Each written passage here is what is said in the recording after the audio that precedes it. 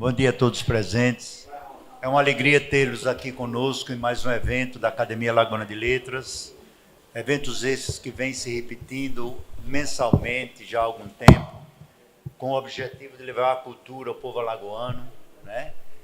E mostrar que nosso objetivo realmente é ser uma casa aberta, a casa dos alagoanos, a casa onde a literatura é praticada em todos os níveis, né?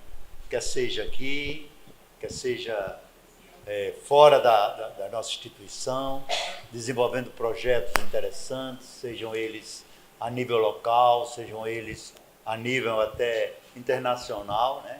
Hoje a Academia Alagoana de Letras se firma-se como uma instituição que faz por onde merecer a existência de 105 anos.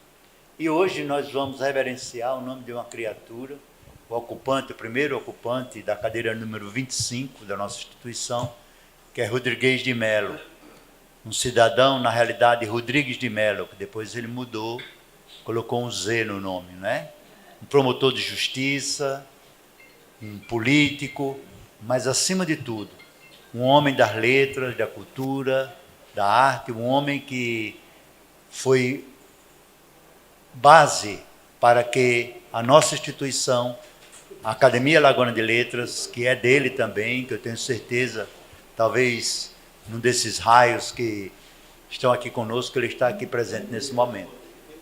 E resgatar a história de Rodrigues de Melo é uma alegria, principalmente por intermédio de Douglas Aprato.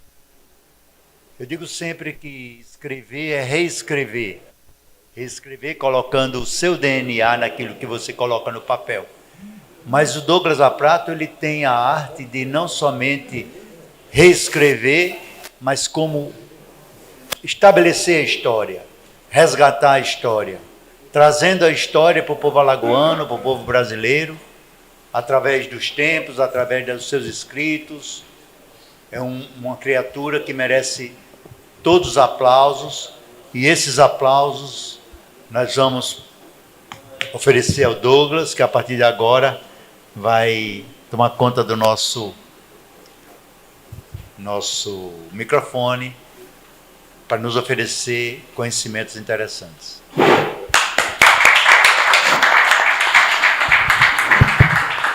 Bom dia a todos. É bom estar aqui de volta à nossa academia, né? Ainda continuo ligado a ela, não continuo como um sócio permanente, mas os meus afazeres no SESMAC exigem uma permanência maior, e assim eu tive que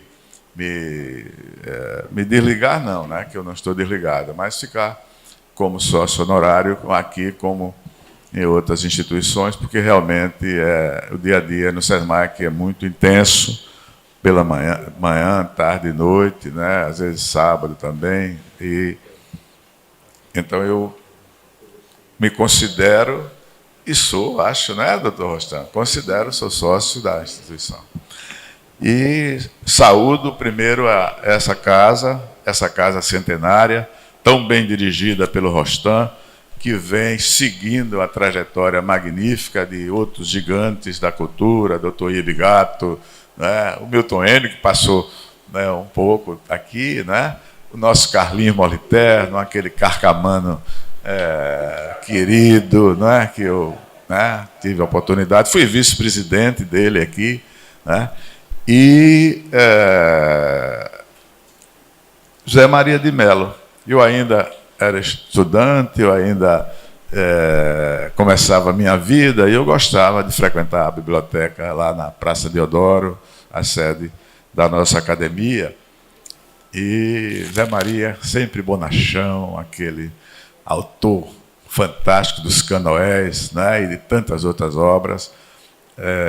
E eu fui me encantando até que no ano de já feito profissionalmente, já com a vida, porque o estudante ainda estava lutando para sobreviver, eu fui agraciado com a eleição na academia no ano de 1986, se não me engano. Foi 86 que eu passei lá na academia, o Nisquier esteve presente, a dona Leda Collor, né, foi a gente.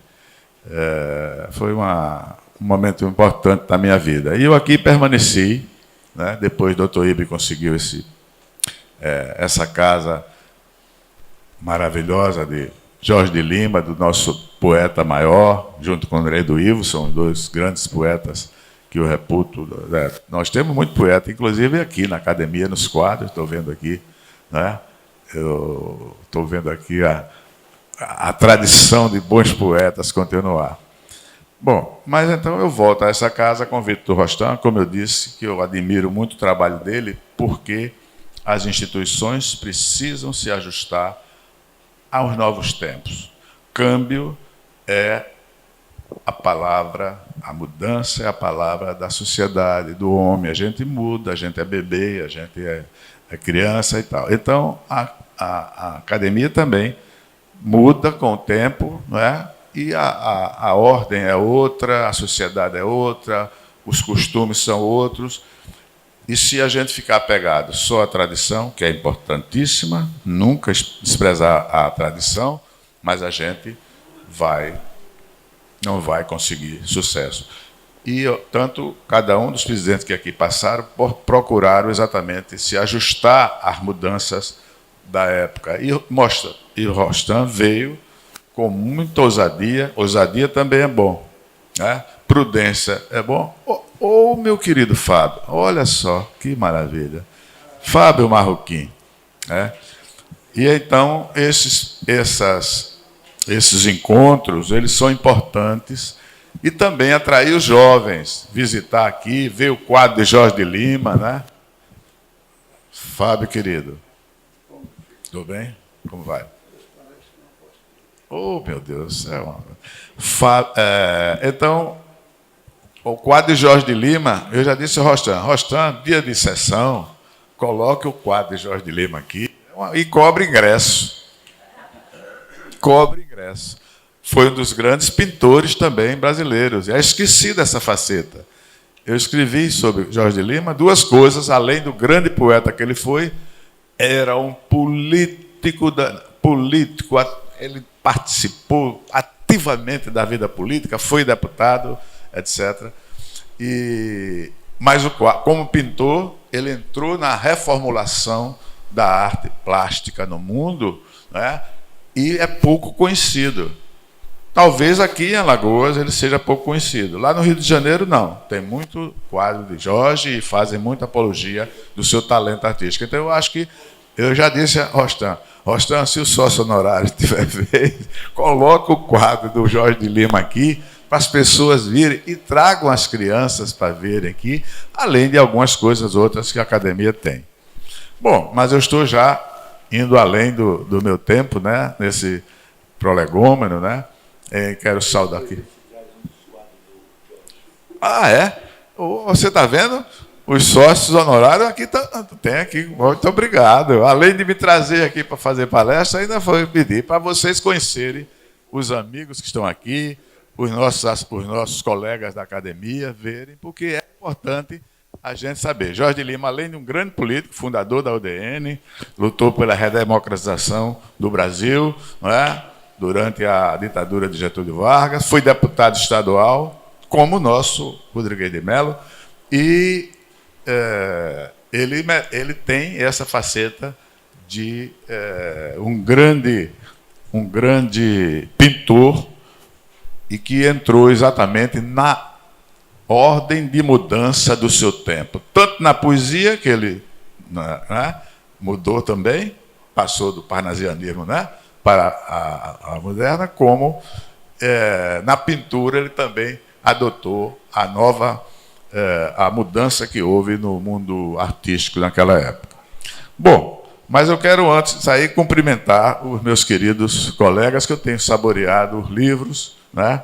O último que eu recebi aqui foi do Cícero Carvalho, um belo livro, já estou ansioso para esse final de semana começar a ler, Enterrado Vivo, que é o livro do Cícero, né? Como também Jorge Tenório, uma delícia o livro do Jorge, o último livro, né? Esses dois. E ainda tem o nosso Rio Larguense ali, o trabalho que eu estou esperando, esse último livro dele, ansiosamente, para também fazer a minha leitura. Muito bem. Voltando ao nosso homenageado de hoje, falar sobre ele, eu quero cumprimentar também aqui, tem uns amigos, chegou o Mário Jucá, né? Deixou lá, tem promotores aqui, né? Pessoal da Justiça, estou vendo. Aliás, alguns promotores precisam se candidatar à academia, viu? Porque eles são bons escritores, bons articulistas, né? Não vou nem falar no papo aqui do outro aqui, do Marco Davi, né? Mas o Rodrigues foi promotor de justiça, o primeiro promotor da capital, Camerino está ali também, e o Ministério Público outorga a medalha de Rodrigues de Mello para os seus associados, aqueles que realmente têm uma situação de realce maior dentro do contexto do Ministério Público. Bom, mas vamos a essa tarefa prazerosa e difícil. Chegou o quadro Jorge de Lima. Palmas para ele. Palma para o presidente. Que beleza. Olha aí. Que maravilha. Está vendo? Jorge de Lima. Aqui. Que tesouro, hein? Companheiros da academia, companheiro presidente, companheiro Diógenes, Tenório, meu querido Dioginho. Que maravilha. Olha só. Sempre. Não, ele entrou. Ele foi o impressionismo. Olha qual. E sempre o elemento negro na sua temática, tanto na poesia como na pintura, né? E as correntes, olha só. E as correntes. Vera Romariz com seu olhar arguto. Está vendo, Yara? Olha aqui. Mas, olha, isso aqui merece ser visitado pelos escolares, pelos jovens, e fazer sempre palestra aqui sobre os nossos escritores e poetas, tendo como pano de fundo a figura iluminada de Jorge de Lima. Muito obrigado, Rostan. Meu Deus do céu. Eu vou ter que voltar mais vezes à academia para ver o quadro, né? Outras vezes. E lá em cima nós temos uma exposição muito interessante, ali do tempo do Jorge Lima, inclusive várias pinturas dele, tem coisas, inclusive o birô que ele sentou e a mesa que ele sentou quando morava nessa casa. Nós conseguimos recuperar o ano passado, ela está em bom estado. Rostan, muito obrigado pela deferência, viu? Estou muito agradecido e vou voltar mais vezes para ver essa... Bom, meus amigos, eu escrevi sobre Rodrigues de Mello, é Rodrigues mesmo, né? Antigamente, o tabelião era quem dava a última palavra. Eu mesmo, lá em São Miguel, viu meu primo Leonel, que está aí também, lá de São Miguel, é um grande literato. Quando meu pai foi ao cartório fazer o registro, e mandou, que ela não podia ir, evidentemente, naquela época não tinha hospital, viu, doutor Marco Davi, doutor Mário Jucá, eu fui de parteira, eu e meus irmãos todos era parteira na minha época, não havia hospital. Quando chegou, papai chegou dizendo registros, como Danton, meu pai era Danton, como é Danton, registrou o menino, registrei. Como é que ficou o nome? Douglas Tenório de Albuquerque. O quê? Por quê? Aí meu pai disse, Nisa, é porque o tabelião disse que é para registrar com o nome do pai. Naquela época, a mulher não tinha a vez que tem hoje, não, viu? Minha mãe saltou dos tamancos ainda na cama e disse, o quê? Não concordo. Meu filho não é filho de rua. Meu filho tem que ter o meu nome, o nome do meu pai, o nome de minha mãe, e não aceito isso. Aí, Sinisa, eu não tive o que fazer. Papai levou uma reprimenda grande da minha mãe. Ela disse, pois eu vou mudar. Mas as coisas não eram assim fáceis. Naquela época não tinha... Maceió era a Europa, era os Estados Unidos para você ir, era estrada de barro, era muito difícil. E mamãe passou 3 ou 4 anos, eu ainda me lembro escrevendo Douglas Tenório de Albuquerque. E assim como o Jorge Tenório e o nosso Dioginho, somos Tenório de Albuquerque, eu sou por parte de pai. E aí, mamãe foi, mas eu aqui, sem conhecer ninguém, andou de seca-meca e mudou. Eu ainda escrevi, tem alguns cadernos meus que eu guardo, Douglas Tenório de Albuquerque. Mas a mamãe não aceitou e foi ao tabelião e teve uma discussão, né, italiana. Quando fazia... Mamãe era filha de italiano, ela era, um tanto... na defesa dos seus direitos, ela era uma pessoa que não arregava o pé. E então eu mudei. Então o Rodrigues de Melo, então eu quero dizer, foi registrado como Rodrigues de Melo. Não sei se foi a família, porque era de origem, ou se foi o tabelião que assim quis fazer, porque o tabelião naquela época, e ainda hoje é autoridade, né? Ele colocava da mesma forma que outras pessoas tiveram alterado, chegava lá e disse, não, você tem que ter, é só o nome do pai. Então, estou dizendo o exemplo, mas ele é Rodrigues de Melo. E eu sempre sou contra de se mexer com a grafia. Por quê?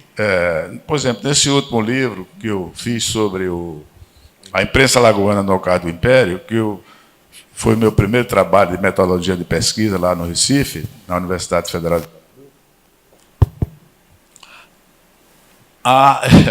o Cícero Peck, eu perdi originais, não era nem datilografado, era escrito. Naquela época era a máquina, né? Estava velho, o Cícero Peck achou, depois de 50 anos, e a Secretaria de Comunicação, o governo, publicou. Então, eu mandei para o Joaldo pediu, né? Ficou sabendo e quis publicar, dia da imprensa. Aí chegou uma revisora e disse, olha, não pode ser assim, porque os jornais antigos, todos com aquela linguagem que não se usa mais. Aí eu disse, não, minha filha, não.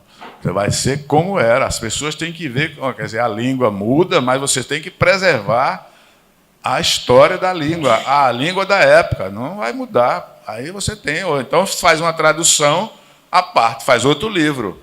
Mas aí tem que ser a linguagem da época. As pessoas vão ler o que pensavam, mas dentro da linguagem da época. Nada de mudar. Aí tal. Então, não vou mexer. Então, o Rodrigues, para esclarecimento, era Rodrigues. Não se sabe por quê, se foi a família, ele era de origem humilde, ou se foi o próprio tabelião, autoridade incontestável nisso. Então, o que nós temos com este fundador da academia é importante, não é, Rostão? Que ele foi um dos fundadores desta academia. Né? Ele está exatamente aqui nos anais da casa como um dos fundadores. Foi um intelectual ativo, político, foi deputado estadual, liderou a campanha do petróleo é nosso. Naquela época, dizer que o Brasil tinha petróleo dava cadeia forte. As multinacionais não queriam que tinha petróleo aqui, estava preservando como reserva, e ele liderou a luta contra o fascismo, contra o nazismo, né? Ele foi uma pessoa ativa foi o primeiro promotor público da capital, foi autor de muitas peças de teatro, eu vou relatar aqui, e poesia, de filosofia, há vários livros, né? Alguns livros, né? Não muitos, sobre ele, do padre Júlio de Albuquerque, Rodrigues de Melo, grande intelectual alagoano, Edinô Bittencourt, no livro faz uma menção a ele, Currupio, Memórias, o Floriano Ivo, nas Crônicas e Depoimentos, o Braulio Leite, o Lima Júnior, o Silvio de Macedo, Mendonça Júnior, Guedes de Miranda e Cláudio Rodrigues, além do cônego Cícero Teixeira de Vasconcelos, que fez o seu obituário na Assembleia Nacional Constituinte, lá no Congresso Nacional, na época, o Rio de Janeiro. Então, é uma figura muito interessante, né? E nós temos um grupo escolar aqui, em Maceió, dedicado a ele, e temos esta medalha do... Não é isso, Ari? Ari está ali atrás, meu querido Ari, do Ministério Público, reconhecendo, ele foi o primeiro intelectual, primeiro promotor público da capital, né? Então, quem é essa figura? E por que hoje as gerações não reconhecem? Bom, primeiro porque nós não temos muito zelo pela memória, né? Nem sempre a memória é reconhecida e relembrada como deve. Segundo, que ele era negro retinto, ele, a esposa, os filhos, todos. Ora, o Rodrigues, né? Não, Rodrigues, ele era uma pessoa que tinha um brilho imenso, social e cultural. Sabia latim, sabia grego, sabia francês, né? Era pianista, era violonista, né? Era músico, era teatrólogo, era um homem amante do teatro, da ópera, deu até nome às filhas, alguns nomes assim clássicos. Então, isso, numa sociedade racista, como era na época em que ele viveu, motivava não só uma inveja, mas um ódio. Negro metido, negro metido a besta. Aí, atual, eu me lembro, lá em São Miguel, algumas referências assim de alguns contemporâneos que eles falavam, né? Era um negro metido a besta, não sei o que, essa coisa toda. Então, ele, no próprio tribunal do júri, meus caros promotores, os advogados, para mexer com ele, que ele, no seu discurso arrebatado e brilhante, que era um grande tribuno, aí chamava lá, dentro da sua peça oratória, negro, falando sobre ele, e ele sentia e ele ficava revoltado. Então, também criou-se um folclore sobre ele, né? Sobre ele, que era camarada, um negro falando latim, falando grego, né? Mas, ao mesmo tempo, há de se reconhecer que muita gente admirava. Ele não chegou à academia à toa, não chegou à Assembleia Legislativa à toa, não chegou à promotoria pública à toa. Então, evidentemente que pessoas, até o próprio governador Malta tinha uma admiração muito grande, porque as pessoas que tinham cultura gostavam de conversar com ele, que era uma pessoa de nível, né? E que profundamente. Então, a gente ficou muito na memória alagoana, viu, Fábio? Esse folclore sobre o Rodrigues de Melo, né? Porque, por causa do nome das filhas, por causa do latim que ele usava, por causa das citações, orador, mas, ao mesmo tempo, tem que se reconhecer que muita gente da sociedade branca, ele não se queria fato, reconhecia o seu mérito e o apoiava e o assistia tanto com dinheiro para ele estudar, como para incentivá-lo a prosseguir a carreira. Então, a gente tem que exatamente dar a César o que é de César. Então, eu gostaria de dizer o seguinte: o movimento negro, que só se estruturou a partir dos anos 70, eu acho que nem o movimento afro dá uma relevância pertinente ao Rodrigues de Mello. Não é? É claro que Zumbi e tantos outros extraordinários, Zumbi merece, mas ele é uma espécie de guerreiro urbano do movimento negro, né? Se a gente for assim considerar. Então, Alagoas, né, que era um bastião do legado escravagista, nós tivemos uma população escrava, tivemos escravos, senhores de engenhos, escravos, aqui a população escrava era muito grande. Nós temos um branqueamento absoluto, nós vemos as instituições todas sociais e culturais, raramente tem o negro. A gente, hoje, isso é mais fácil. Hoje, com a evolução da sociedade, já não se pode fazer esse tipo de coisa que se fazia antigamente. Graças a Deus, felizmente, né? Alá seja louvado, porque realmente isso que nós vivemos, é um momento especial. Então, nós vemos na história um absoluto branqueamento, né? Claro, com méritos, né? Tavares Baixos, Barão de Penedo, Deodoro, Floriano, Ladilau Neto, Costa Rego, Tomás Espíndola, Jorge Lima, Sinimbu, né? Então, nós temos a predominância, eu diria, a hegemonia absoluta do branqueamento.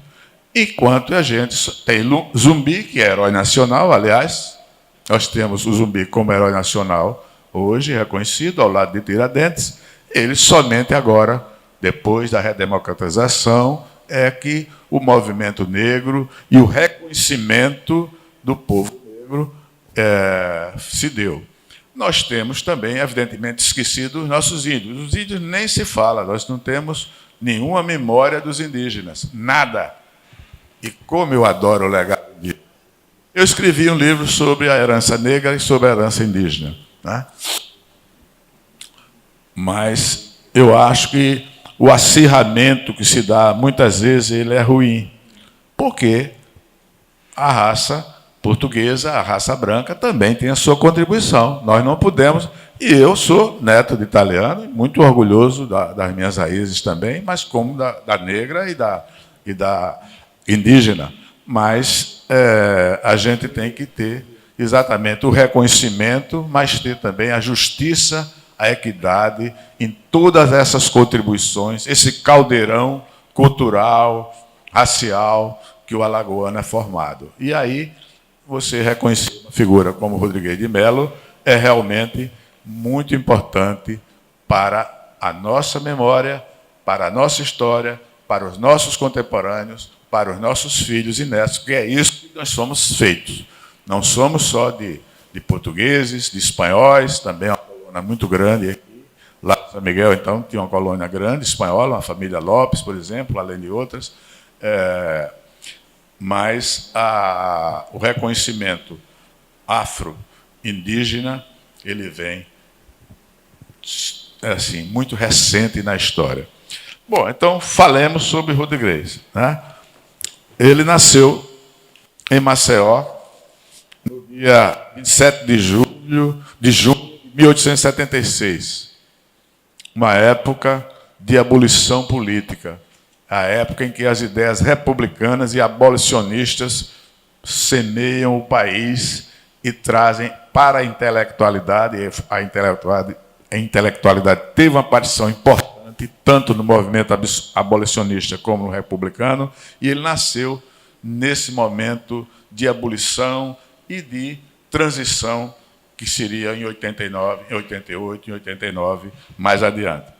Era filho de um fogueteiro, fabricante de fogos. Eu acho que aqui talvez vocês não tenham conhecimento, mas no interior, né, Diaginho, a gente sabe, fogueteiro, e de Florinda Joaquina Rodrigues de Melo, que vendia tapiocas, né? Tapioca. Antigamente, não havia shopping, não havia supermercado, os vendedores de rua. Eu ainda alcancei um pouquinho ainda na década de 50, e no interior ainda se tem. Né? Me lembro do vendedor de amendoim. Amendoim torradinho lá na minha São Miguel, fazia com a cabeça de amendoim. Era bolo, biscoito, o leite que era colocado também. Então, ele era... a mãe era Florinda Joaquina Rodrigues de Melo, vendia tapioca nas calçadas da rua. Nós temos muitas fotos aqui, não é? Aqui registradas, fotos daquele grande, e foi aqui da nossa academia também, né? Que é um dos grandes fotógrafos, como?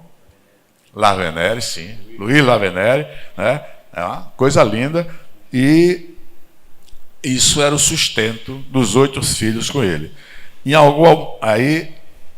Ele teve uma irmã também que faleceu, está no Diário de Pernambuco, de 1º de março de 1924.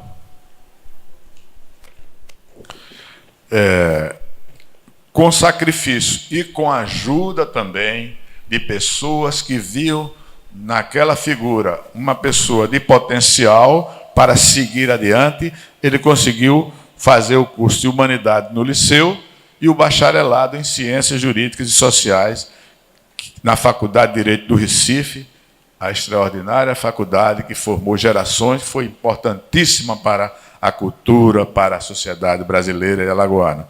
Ele iniciou em 1900 e estudou também graças à ajuda de uma família abastada. Né? Muitas vezes, o talento de pessoas humildes são reconhecidas e a gente, quando pode, deve ajudar as pessoas a se elevar. Né? Então, todas as pessoas que não tiveram posses, que tiveram família de origem humilde, e que conseguiram subir na vida, tiveram sempre os seus anjos da guarda, pessoas que não enxergavam a cor, nem nada além do mérito e da caridade, que é a expressão maior do amor, para fazer essas pessoas subirem. Né? Então, a ajuda dessa família foi encerrada, a família não gostou, quando ele resolveu casar-se em outubro de 1906, com Cecília Pires Rodrigues de Melo, com quem teve vários filhos: Aderbal, Ercília, Guiomar, Gilberto, Cordélia, Emengarda e Desdêmona, aquela figura famosa que nós conhecemos. Né? Você veja que os nomes sempre traz reconhecimento de uma pessoa que tinha um conhecimento da cultura. Ele teve cessado, vocês vejam também, as pessoas, né? Aí cessou, a família cessou e ele teve que interromper o curso, porque não tinha mais como se manter no Recife, porque ele se casou contrariando o que os seus tutores queriam para ele. Né? Bom, deveria até ter esperado um pouco o casamento, como a gente aconselha os filhos: olha, vamos deixar o casamento para depois, a menos que surja aí um acidente de percurso, que a gente tem que estar presente, né? Toda a família tem isso, evidentemente. Mas a família não gostou, e o fato é que deixou ele sem a contribuição e ele teve que voltar. Bom, mas outras pessoas certamente o ajudaram, porque ele não conseguiria concluir seu curso sem ajuda. E aí ele começou a trabalhar na imprensa também, foi jornalista, escrevia, e no Tribunal do Júri, indicado pelo governador Euclides Malta, que era um admirador incondicional, confesso, da sua inteligência privilegiada. Foi curador-geral de órfãos, delegado-geral da Polícia da Capital e secretário do governador. Com a ajuda do próprio governador, ele conseguiu chegar finalmente a seu curso de Direito, diplomado 16 de março. E foi recebido com muita festa na estação ferroviária. Então, era uma figura que atraía a atenção pela sua inteligência. E a sua casa, na Rua da Alegria, centro de Maceió, foi literalmente invadida pelos seus amigos. Nós temos uma nota no jornal pernambucano, A Província, comemorando o seu bacharelato. E essa nota traz o seguinte, aspas, uma das figuras mais salientes e mais amadas da nova geração intelectual das Alagoas. Você veja, o termo saliente hoje é diferente. Não é verdade? Fulano, e lá em casa, em São Miguel, deixe de ser saliente, menino. Se comporte. Né? Mas naquela época, você veja, o jornal pernambucano, o que ele quer dizer, olha como é a linguagem que eu falava no início. A linguagem era de uma pessoa que tem um destaque especial. Exatamente, Jorginho. É destacada, né? Mas você veja como muda a língua e muda os termos. Mas espírito culto e de largo descortinho, a sua atividade mental naquela hora, atividade mental, né? Cultura, você é uma área de grande atividade mental, se tem desdobrado com vantagem no jornalismo político, na crítica literária e na oratória, que lhe há proporcionado trunfos de condição humilde, em luta com elementos adversos. O doutor Rodrigues de Mello constitui um desses raros exemplos de quanto pode uma forte inteligência a serviço de um caráter diamantino. Olha, isso foi escrito por um jornal de Pernambuco, era um dos jornais mais importantes de Pernambuco, né? Exatamente sobre a figura. Então, lá, como aqui, ele se destacava pela cultura e pela sua inteligência. E o trabalho, certamente, porque o trabalho tem que ver ao lado. Olá, doutor Luiz Otávio, um abraço. Ele assumiu o 3º comissariado da Polícia da Capital, né? Aí por volta do 20 de junho de 1910, esteve também na 2ª Promotoria da Capital, além da 1ª Promotoria, que ele foi alçado logo em seguida. No aprendizado agrícola de Satuba, ele foi vice-diretor, também foi professor.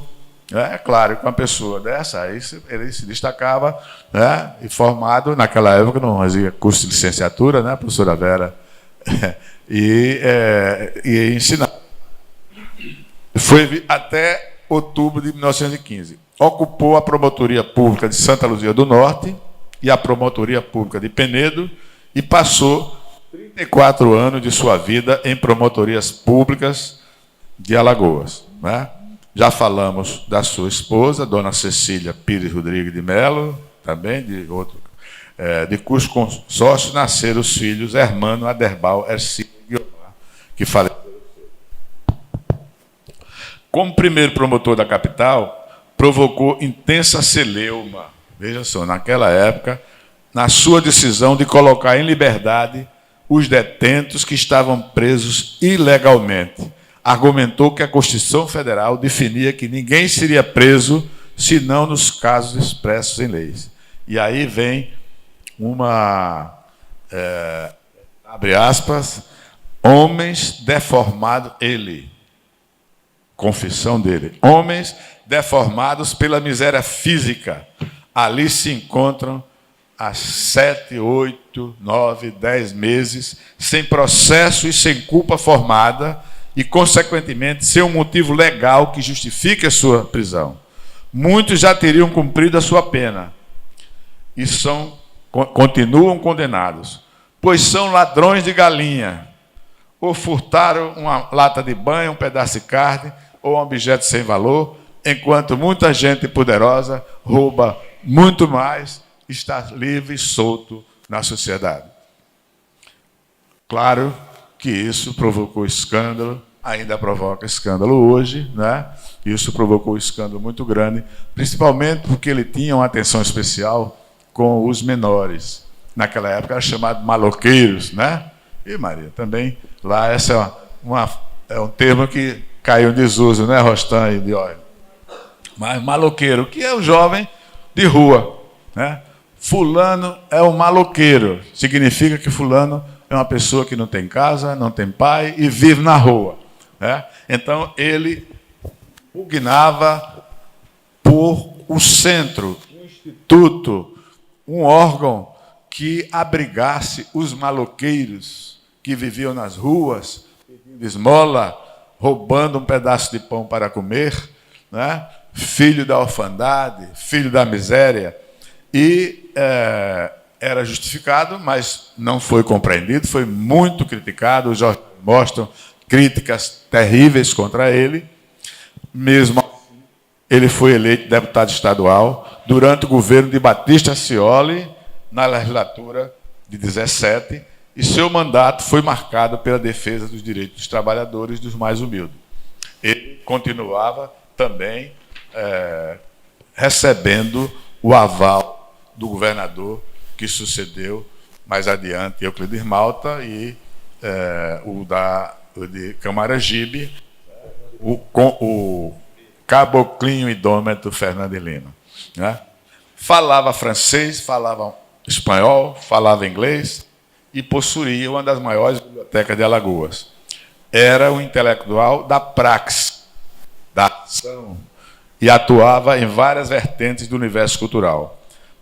Diz um registro aí do padre Júlio de Albuquerque: parecia que precisava pagar com regularidade um elevado tributo à sua origem humilde, ao preconceito, ao escárnio, à inveja, ao seu talento. É notável que numa sociedade elitista, racista, como a de Alagoas, nas primeiras décadas do século XX, um negro, filho de escravos, se equiparasse aos medalhões, aos grandes nomes da sociedade e da cultura do seu tempo.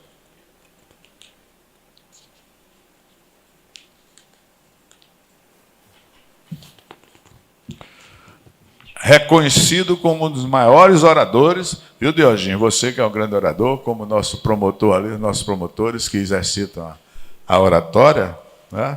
Como eu tenho inveja, né? Distinguia-se como um grande tribuno. E ainda também, como poeta, como tenor, polemista, conferencista, jornalista, dramaturgo e prosador. Uma de suas peças, A Tormenta, foi apresentada no dia 17 de outubro de 1917 pela companhia Maria de Castro. No dia 6 de novembro de 19 foi a vez da peça Uma Página da Vida, que foi levada à cena pela famosa Companhia de Itália Fausta. Itália Fausta é o nome luminar. Vejam que ele não iria encenar uma peça que não tivesse peso para isso. Conviveu com os maiores nomes da sua época. O nosso querido Jorge de Lima, que era seu amigo, Pontes de Miranda, seu amigo, Mateus de Lima, seu amigo, e ainda Monteiro Lobato e Edson de Carvalho, que foi o grande nome da campanha do Petróleo Nosso, né? Sua casa era frequentada por vários intelectuais da época. O grande Edson de Carvalho foi o pioneiro, né? Edson de Carvalho, né? De Riacho Doce, porque o petróleo começou por aqui em Alagoas. Ele dizia que sem o Rodrigues de Mello não teria havido reconhecimento do petróleo brasileiro, porque a Shell, a Standard Oil e outros trustes não queriam, preferiam deixar como reserva, como ainda hoje fazem, né? Para uma falta qualquer lá nos seus países hegemônicos. Bom, ele foi do Instituto Histórico Geográfico Brasileiro, mas ele foi... O Instituto Histórico é mais antigo, ele ainda não estava nascido na época que foi criado. O Instituto Histórico Geográfico de Alagoas é o segundo instituto histórico do Brasil. 1869. Exatamente, 69. Então, olha aí a precisão de Dioginho, 1869. Mas foi fundador da nossa querida Academia Alagoana de Letras, né? Então, em 19, a academia foi edificada, foi nascida sob os escombros da Primeira Guerra. A Primeira Guerra que teve, né, assim como o Covid, como a Segunda Guerra, teve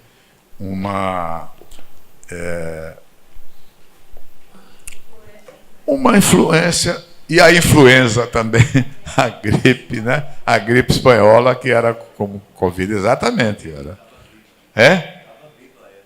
Exatamente. Então, a academia, num conflito global, que nunca tinha havido um conflito onde todo mundo participava. Teve muito conflito, né? Na Europa sempre existiu, na Ásia, tudo, mas não uma global como foi a Primeira Guerra Mundial e a Segunda Guerra Mundial. A Primeira Guerra Mundial, então, aquele coreto ali da avenida, que foi edificado pelo alcaide da época, o Jaime de Altavila, pai do nosso Jaiminho, lá do Instituto Histórico, ele foi a Avenida da Paz e o coreto, exatamente como uma homenagem à paz que chegou. Então, 19 foi esse tempo de mudança, uma pós-guerra, né, de um conflito que o mundo nunca tinha imaginado ter, né, e Deus nos livre do terceiro, porque o terceiro a gente vai desaparecer e a gente fica sempre aí vendo essas guerras regionais, internacionais, sempre com um pouco não, com muito receio, porque na terceira a civilização vai embora. Se usarem 10% das bombas nucleares e termonucleares que tem, não ficará ninguém, né? A primeira guerra foi de pau, e a quarta será de pau também, né? Porque não tem ninguém, vai colocar. Então, mas o real, eu quero dizer, eu acho que eu estou passando do tempo, né? Oh, desculpe. Historiador conversa muito, conversa demais, né, Rostan? É por isso que eu gosto dos poetas, que são muito objetivos e condensados na sua beleza poética. Mas eu peço permissão aí a Rostan e a Dioginho para eu continuar um pouco. Bom, e ele foi fundador desta casa, né? Fundador da Academia Alagoana de Letras, foi junto com Jaime da Altavila, com Jorge, com tantos outros luminares da cultura alagoana. Foi também integrante do Centro Cultural de Maia, que foi um importante centro de discussão dos jovens. Precisamos trazer os jovens para as nossas instituições culturais, fazendo eventos com que eles se sintam partícipes, que eles venham para continuar a jornada dos que passaram e a jornada dos que estão passando. Não vocês, mas eu, evidentemente. A Associação Alagoana de Imprensa e da Ordem dos Advogados do Brasil, né? A Ordem dos Advogados do Brasil, que era o Instituto dos Advogados do Brasil, foi criado, ele teve influência muito importante, junto com Polvina Cavalcante, que, a meu pedido ao ministro, que na época era meu colega de Rotary, deu o nome lá da Casa do Advogado, lá onde funcionava o curso de Direito. Bom, ele deixou grande número de poemas, sonetos, publicados na imprensa local, e outros, talvez até os melhores, inéditos. A sua prosa foi exponencial. Temas filosóficos e sociológicos. Seus versos, segundo Silvio de Macedo, são magoados e tristes. Aliás, Silvio é outra pessoa que foi pouco reconhecida também, dito como doido, era um homem notável. Silvio de Macedo, seu irmão Gilberto, foram meus colegas lá na Universidade Federal de Alagoas, era um homem notável, de notável saber. E normalmente as pessoas que se destacam têm essa aqui, aí, meio assim e tal. Não, ele era um comum, correto, e tinha uma admiração enorme pelo seu antecessor, Rodrigues de Melo. Seus versos são magoados e tristes, clamando contra as injustiças do mundo, traduzindo emoções e as ideias e situações psicossociais conflitivas. Alguns conhecedores preferem os seus versos que cantam o amor, que cantam a vida, dentro da escola parnasiana que tanto admirava. Jorge de Lima foi parnasiano, depois mudou a casaca quando era preciso mudar a casaca. Não é isso? A Yara está rindo aí. É isso, Jorge? É isso, Jorge Tenório, meu colega. Então, tanto na poesia quanto na prova, ele não esconde as suas amarguras íntimas. Ele sofreu bastante, né? Seus malogros, suas dificuldades, que transformava em matéria-prima para a sua brilhante carreira intelectual, transfigurando-as em arte e denúncias. Padre Júlio de Albuquerque, novamente, ressalta o soneto Maria, composto em homenagem a Nossa Senhora das Dores, quando de uma visita àquele sacerdote, seu grande amigo, segundo o Padre Júlio, uma peça notável de graça, piedade e sentimento. Como dramaturgo, também se destacou. Produziu dezenas de peças, entre as quais Conciliação, Comédia em 3 atos, Seu Tibúrcio, Madalena, era também comédia, Margarida, que era drama, Dagmar, também drama, A Culpa, Tormenta, Maceió na Rua. A Tormenta foi levada ao Teatro Teodoro no dia 7 de outubro pela Companhia Maria de Castro, de 1916, com sucesso extraordinário. E, no dia 6 de novembro, foi levado à cena o drama também dele, Uma Página da Vida, pela famosa Companhia Itália Faustus, que percorria o Brasil. Rodrigues, segundo os jornais da época, foi delirantemente aplaudido. Abelardo Duarte, outro ícone da nossa cultura, relacionam como um dos nossos principais autores teatrais, que optou pelo drama social, desenvolvendo-se suas peças dentro de uma sociedade comprometida, falsa e desregrada. É uma pena que um vulto tão destacado em sua época seja tão pouco conhecido hoje. Ressalte-se a existência de um grupo escolar com seu nome, mas a comenda do Ministério Público, que o reconhece, seus valores, dentre tantos valores que o nosso MP tem. Mas o que ficou, talvez, assim, maior na memória da terra, das pessoas que não conhecem Rodrigues de Mello, é um folclore em torno deste negro ousado e culto que passou aqui na nossa terra. Um intelectual ativo, combatente das causas populares, um promotor público defensor da sociedade, advogado dos desprotegidos, tenor, poeta, orador vibrante, conhecedor profundo de filosofia, jornalista emérito, músico, em suma, um erudito que é apenas lembrado, às vezes, pelo folclore e pela inveja que causava na sua época. Alagoas lhe fará justiça sempre ao mencioná-lo como um dos seus ilustres filhos. Muito obrigado a todos.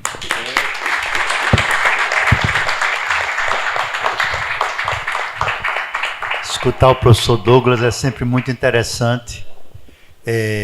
Já temos pessoas inscritas. Deixa eu ver aqui para a gente.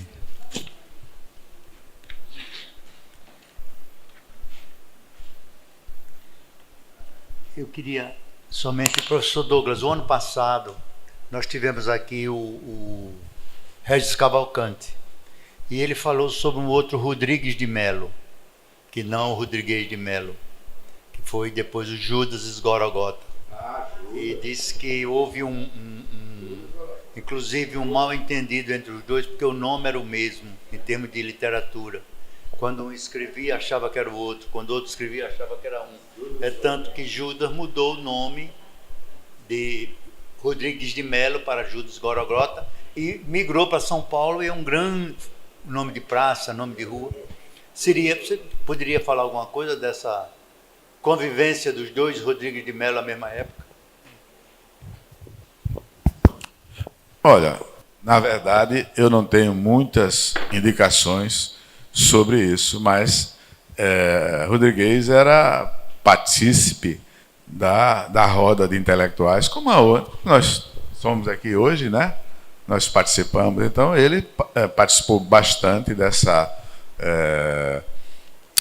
desse círculo cultural que redundou na Academia Alagoana de Letras, que redundou também nos outros fóruns culturais, e certamente eram amigos. E essa semelhança é interessante. Eu não tenho nenhuma informação sobre assim, uma rivalidade. Convívio, sim. Alô? Convívio, sim. Era um convívio como aqui tem, né? O Gazaneu com o Marco Davi, com o Ari, né? Como todos que estão aqui. É um convívio. Nós vivemos numa cidade pequena ainda, hoje não tão pequena, mas ainda pequena em relação às megacidades. Mas naquela época uma cidade muito diminuta, né? Onde todos conheciam todos, né?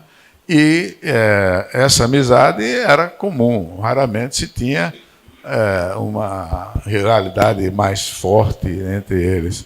E a civilidade da cultura impõe, então, um respeito às pessoas para que não se detrate um ao outro, né? E certamente, se era aceito, né, no círculo cultural, a sua casa frequentada, a academia aqui e outros órgãos, jornalista que era, é porque, efetivamente, esse laço de amizade era um laço que, às vezes, um maior ou menor, acho que não tanto com o Judas, né, Esgorogotas, que migrou daqui para São Paulo e é reconhecido mais em São Paulo do que aqui, mas que foi um grande intelectual, sem dúvida nenhuma. Bom dia a todos. A gente ter a presença, presidente, do professor Douglas Aprato, sempre é um motivo de muita honra, de muito aprendizado. O professor Douglas sempre está conosco, mesmo não sendo sócio ativo, é um sócio honorário que chega, inclusive, nas horas desafiadoras, como foi recentemente. O professor esteve conosco, nos orientando, nos dando foco de luz. Mas essa palestra, como sempre, Douglas, é extremamente oportuna, porque nós estamos convivendo com uma das maiores celebrações da humanidade, da diversidade e da inclusão, que são as Olimpíadas que estão se realizando em Paris, né? Então, acredito que poucas são as oportunidades que a humanidade celebra tanto e tão bem a diversidade e a inclusão. São duas coisas, e depois uma pergunta, professor. A antropologia nos mostra que o Homo sapiens veio da África para ocupar o resto do mundo. Isso é conhecido pela antropologia, não é? Migrou da África para a Europa, para a Ásia, né? Foi na África onde nosso continente original, de todos nós. E depois a questão da tonalidade de pele, a genética mostra que é uma pequena diferença de melanina, a mais ou a menos, que mostra uma pessoa mais clara, mais escura. Não tem nada a ver com César Lombroso, aquelas coisas. Mas a minha pergunta, professor Douglas, era o seguinte: todos nós gostamos muito da diversidade, da inclusão, mas houve uma época no Brasil que as imigrações foram muito em cima de raças brancas, né, principalmente japonês, italiano, polonês, alemão, e existia, na época, coincidia com a eugenia, que era uma política racista que levou o mundo inclusive a Segunda Guerra. Existia o chamado branqueamento, intenção de branqueamento, alguns historiadores falam, branqueamento da sociedade brasileira. Você poderia falar alguma coisa sobre isso? Não temos nada contra, mas é um assunto muito interessante e pouco debatido. Não, mas ele é relacionado com o que nós falamos aqui, né? É um negro triunfante no mundo de hegemonia branca, né? Responder ao Marco Davi, ele dá uma aula, né, filosófica importantíssima, né? Veja, hoje continua ainda a luta pelo pluralismo, a luta pela diversidade, né? Essa luta continua ainda. Há um acirramento dela, mas eu acho que antigamente, né, e na época do Rodrigues de Mello, era muito maior. Se a gente tiver curiosidade de verificar na historiografia brasileira e alagoana, a gente vê que os negros rebeldes, bolas dos Palmares, eram considerados facínoras, eram considerados malfeitores, né? Eram considerados pessoas do mal, né? Incivilizados, brutos. Então, nós ultrapassamos essa fase e foi exatamente a redemocratização que trouxe a entronização de alguns heróis. Nosso Deodoro é um herói, né? Mas o primeiro deles foi Tiradentes, mas o Zumbi hoje é uma figura nacional. E é bom a gente sempre registrar que essa luta ainda não terminou. A gente vê todos os dias nos jornais, etc., que há pessoas que ofendem, né? Ofendem o oriental, né? Também sofre. Os italianos também sofreram e também fizeram quando chegaram, os japoneses também. Nós tivemos até uma colônia de presos japoneses na Segunda Guerra, mas era o conflito.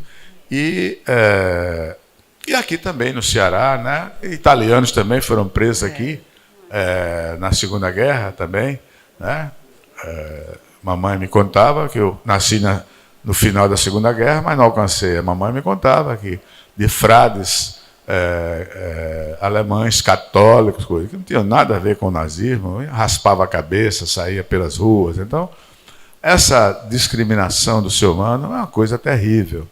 Eu fico sempre com receio do acirramento dela. Por exemplo, às vezes você diz, não, a Princesa Isabel não teve nada. Não, a Princesa Isabel teve um papel importante. Eu não concordo, eu acho que é um extremismo que se chega, não concordo. Ela teve um papel importante.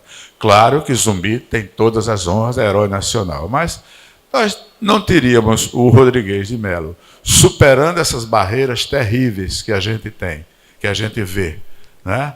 Aí na sua trajetória, se ele não tivesse um apoio, uma mão amiga, o reconhecimento do seu valor, né? Além da sua pele. Ô Douglas, primeiro, parabéns pela bela apresentação e, sobretudo, pelo fato de iluminar um autor pouco iluminado na crítica literária recente. Eu acho que isso é o que caracteriza um pesquisador, é trazer essas pérolas, não é?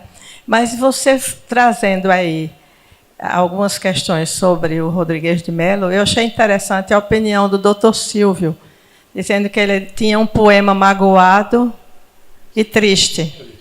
E aí eu lembrei que Cruz e Souza nasce quase no mesmo ano dele, um ano antes da abolição.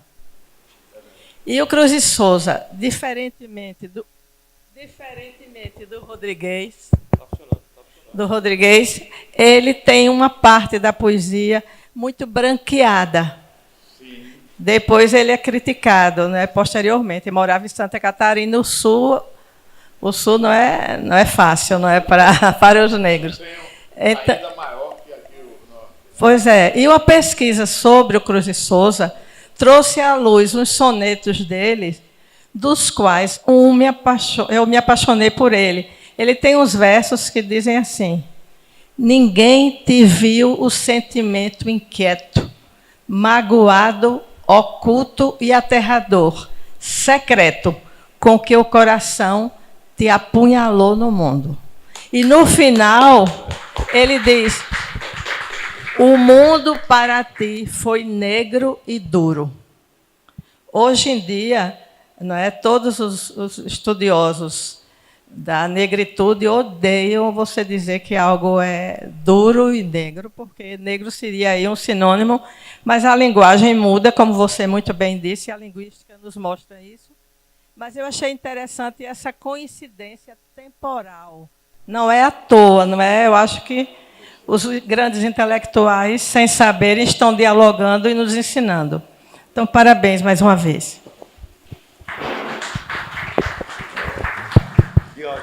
Obrigado, Vera, pela sua também oportuna colocação. E eu fico pensando assim, por que a gente não tem oportunidade de representar uma peça dos nossos autores teatrais? Muitas vezes a gente, lá no SESMAC, eu tenho uma mão mais dura com relação a isso.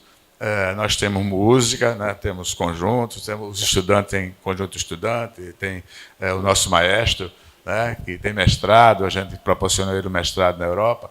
Aí, quando vem, né? Cadê o Rodrigo? O Rodrigo está aí, e o Cristiano. Aí, quando vem, diz, olha, a música, eu sempre abro as nossas atividades com música, né? Mas a música tem que ser alagoana. Então, eu acho que ainda é uma coisa que não se fez. Você, não apenas a poesia, como os textos dele, né? Mas o teatro também foi encenado por importantes companhias. Então, vamos ver qual é, né? E essa mágoa, essa coisa soturna do íntimo, né? Embora ele fosse um homem de vida, né? De ânimo, né? Ele superou, mas, no fundo, dentro dele existia exatamente essa queixa, essa mágoa, por toda essa exclusão, por toda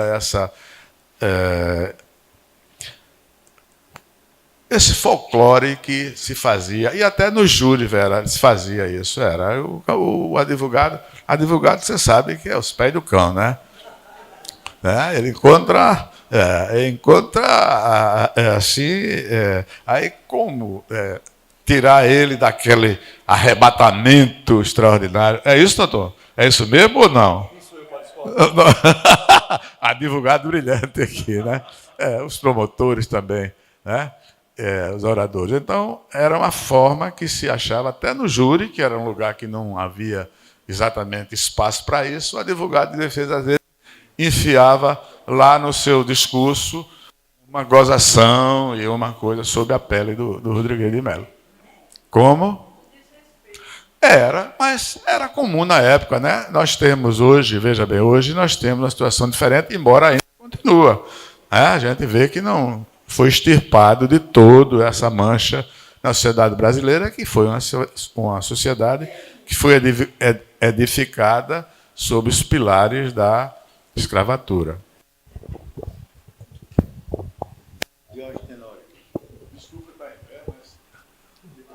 Senhor presidente, nobre Assembleia, eu queria fazer duas ponderações. A primeira diz respeito ao nosso conferencista de hoje. Eu fico muito feliz de ver tantos jovens aqui na plateia, tantos jovens aqui nessa Assembleia, porque vocês poderão dizer amanhã, não é, que tiveram a honra, a satisfação de conviver com um intelectual do nível de Douglas Aprato Tenório. É uma alegria sempre. É verdade, é uma alegria sempre para esta casa quando nós recebemos o nosso confrade, professor Dr. Douglas, porque sem favor algum, o Douglas Aprato, ele é o maior historiador alagoano contemporâneo, que graças a Deus ainda está entre nós e que é reconhecido além fronteiras.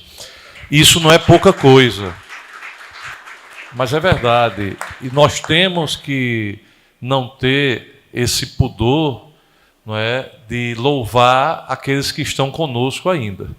Eu cresci ouvindo meu pai, que é contemporâneo do professor Douglas. Meu pai acabou de fazer 80 anos.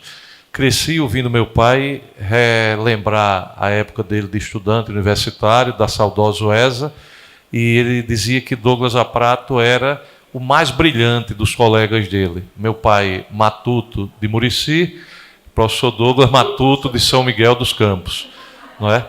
E veja que nós não temos dúvida de que o professor Douglas ainda vai passar uns 20 anos produzindo muito aqui, e a gente roubando o tempo da doutora Cláudia para que ele se dedique aos livros e nos brinde com essas obras tão grandes. E eu queria, inclusive, estar aqui o professor Fábio Marroquim, vice-presidente do Instituto Histórico e Geográfico de Alagoas, e alguns outros membros, esta casa, a Academia Lagoana de Letras, e o Instituto Histórico, Dr. Luiz Otávio, têm um dever, um compromisso, e eu já lanço essa ideia, de que se unam ao SESMAC também, em janeiro de 2025, para celebrar à altura os 80 anos do professor Douglas Aprato Tenório.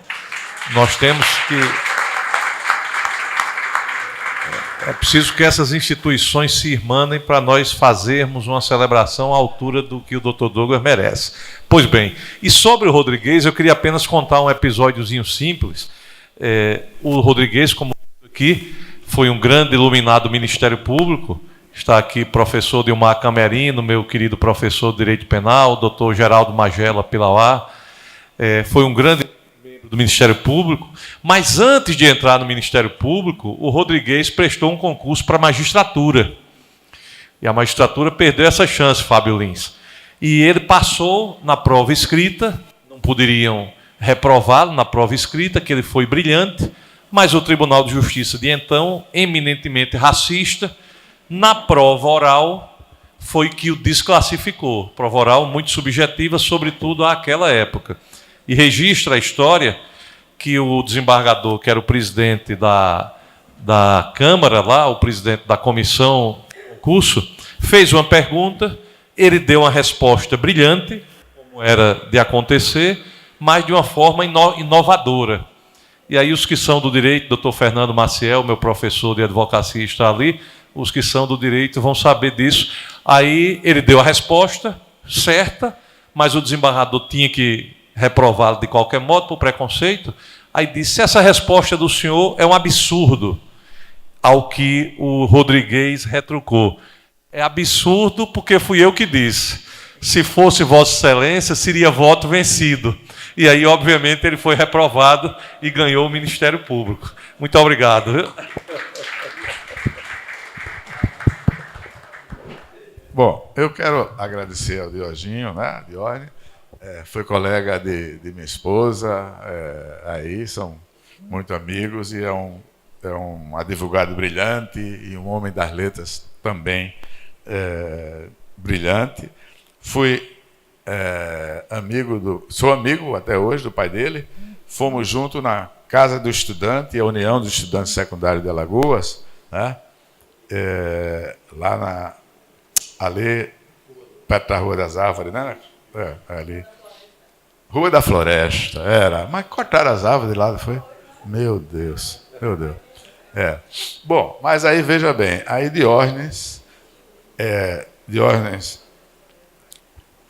filho, Júnior, né? Ele herdou o talento intelectual do pai, né? É um advogado brilhante, um orador brilhante, um poeta brilhante. Mas o pai dele começou isso lá atrás, eu conheci. E a Casa do Estudante, eu fiz mestrado, fiz doutorado, fiz pós-doutorado, mas a melhor escola que eu tive, fiz a universidade, graduação, foi sem dúvida nenhuma a Casa do Estudante, a UESA. A Casa do Estudante via jovem de todo o estado de Alagoas, sem eira nem beira, e que... É isso mesmo, professor Vera? Eira nem beira? Casa do Estudante. E eu sempre, de pensão, eu fui de pensão em Casa do Estudante. Estudante era o céu, porque a gente tinha comida, às vezes não. Aí não tinha, a gente ia para o Palácio Martírio infernizar a vida do Major Luiz, né? Lá. Mas o Diógenes, que é um grande orador, o filho, filho de peixe, peixinho ele era o maior orador dos nossos tempos. O Diógenes Tenório, o Diojão. Sabe qual era a técnica dele? Infalível. Aí eu disse: rapaz, como você fala tão bem? Cada palavra ele fazia, cada palavra, ele ia buscar isso. Meu querido Douglas, eu pego todos os dias, antes de sair, de tomar café, eu pego 5 palavras difíceis no dicionário, repito, aprendo. Eu digo: rapaz, é isso aí, o Diógenes Tenório. Eu digo: rapaz, mas ele é um orador brilhante, e como o Dioginho né? O pai dele.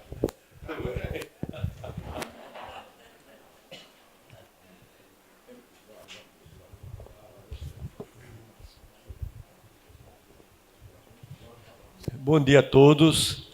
Bom dia, professor Douglas.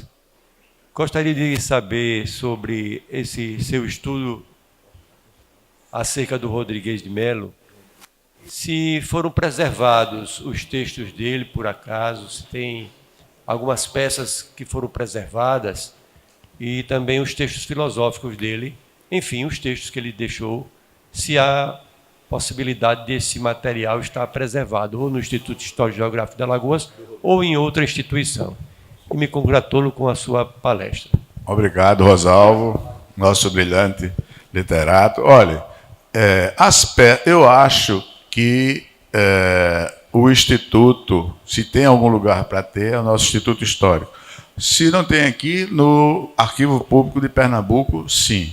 Muitas coisas, por exemplo, eu consegui no Arquivo Público de Pernambuco, mas o nosso Instituto é muito rico, é uma instituição que tem um acervo inimaginável. Então, nos próprios jornais, eu acho que lá você vai encontrar referências a essas peças de teatro.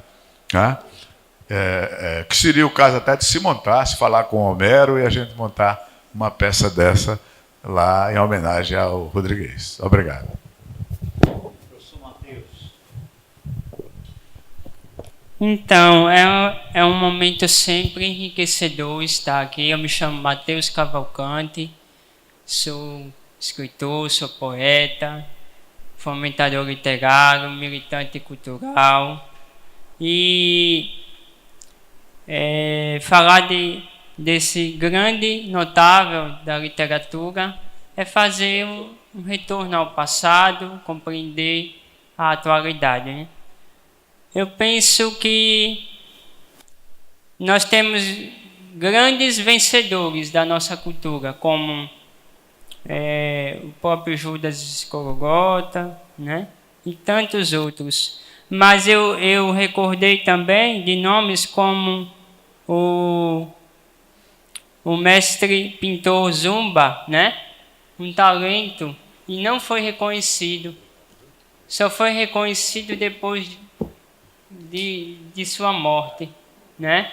E tanto lutou para que seu talento e sua arte seja reconhecida, né? Mas não alcançou o renome em vida como se deveria, né? Então ainda a luta é grande por espaços, né? Principalmente pela condição de cor, de raça. E nós estamos aqui para quebrar, né? Para dizer que o negro, ele tem capacidade, ele tem vez, ele pode tudo, né? E graças a Deus nós temos hoje leis, né? E intelectuais que defendem, né? A democracia, a inclusão, o respeito às diferenças, né? Eu quero dizer também que eu desenvolvo um trabalho de resgate da memória alagoana. Eu vou ficar de pé para mostrar melhor.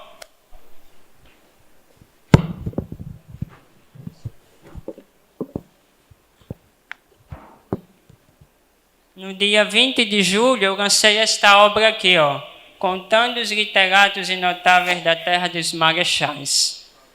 Uma inspiração de resgatar a memória dos notáveis, das personalidades alagoanas, do passado e atuais. E mostrar que nós temos o papel de preservar a memória alagoana. Não é só papel das instituições públicas culturais, não. E que os nomes dessas personalidades precisam chegar nas escolas. Por que a nossa literatura não é conhecida nas escolas? Porque não se dissemina, não se estimula, né? Não há grupos de leituras. Eu não falo de forma geral, mas poucas escolas e poucos professores tomam essa iniciativa.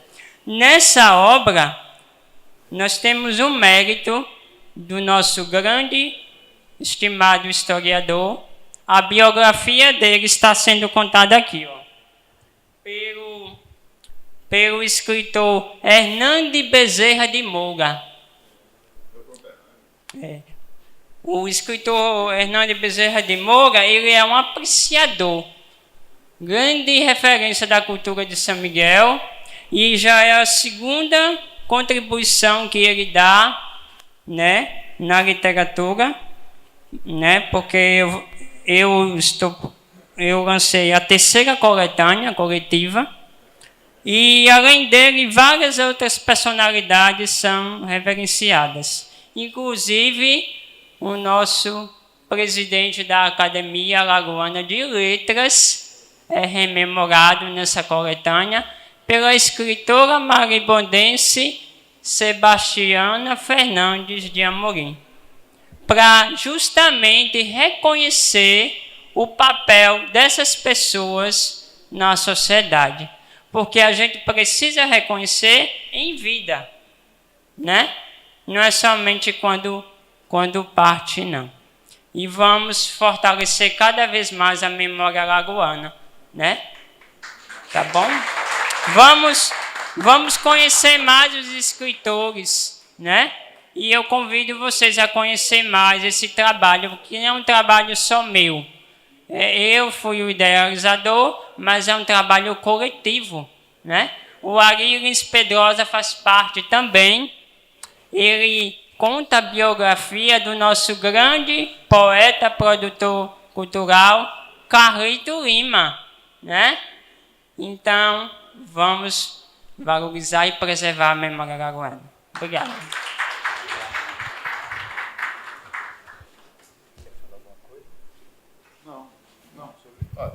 Parabéns pelo livro, parabéns pela sua atuação no campo cultural. Viu? Eu fico feliz de ver os jovens valores se sobressair. Meus parabéns. Então, com Ari Lins, a gente encerra as palavras.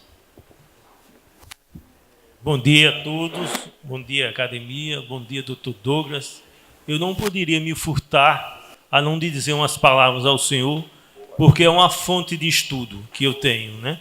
Estou terminando um trabalho agora, mas como um agradecimento a essa cidade que me recebeu em 64, onde eu tenho tudo graças a essa cidade. Sou oriundo da Paraíba, mas o trabalho que eu estou terminando é Alagoas, meu amor.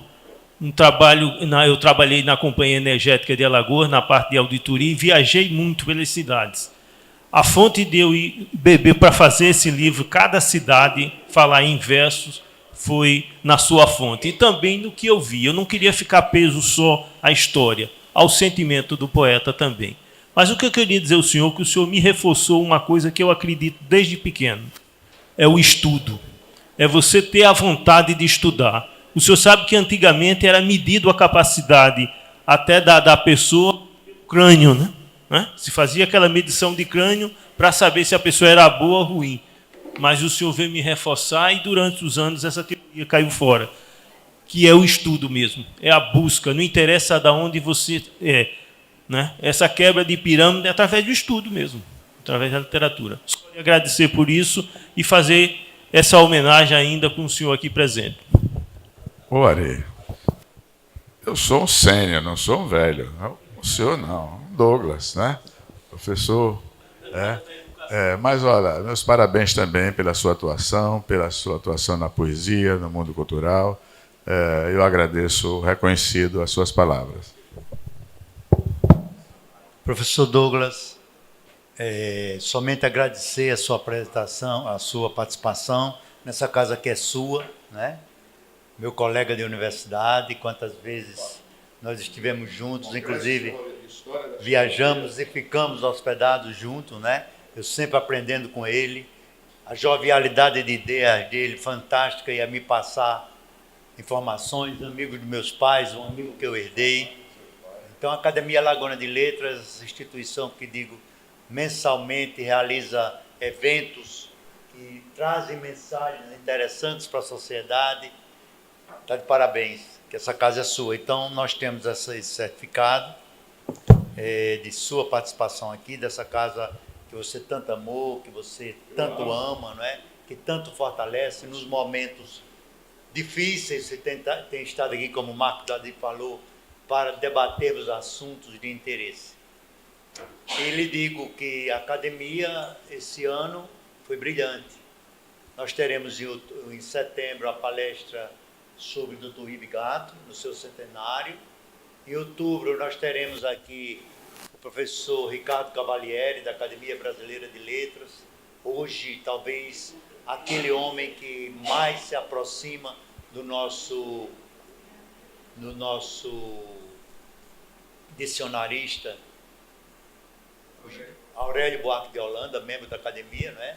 Ele estará aqui falando sobre a história da gramática. Em novembro nós teremos, professor, os 105 anos da nossa instituição, e teremos um documentário fantástico, um documentário que já está sendo preparado, praticamente pronto, com a participação de todos os acadêmicos, e a nossa reunião será no Teatro Deodoro, no local onde nós fomos criados, onde foi o início de tudo. Será um grande evento e será aberto a todos vocês, e tenho certeza que todos estarão lá. Então, mais uma vez, muito obrigado. E essa casa pela oportunidade, viu? E agradeço também a presença de tanta gente querida assistindo essa contribuição pequena para a nossa cultura e a nossa academia. E lhe digo mais, uma vez eu escutei falar uma pessoa chamada Marlene Lamberli, ela disse para mim, que eu nunca esqueci, que o Douglas é luz. Não luz de iluminar ambientes, mas luz de iluminar a inteligência, a memória e o conhecimento daqueles que com eles convivem. Então, realmente você é luz. Fale sua mãe que eu me emocione.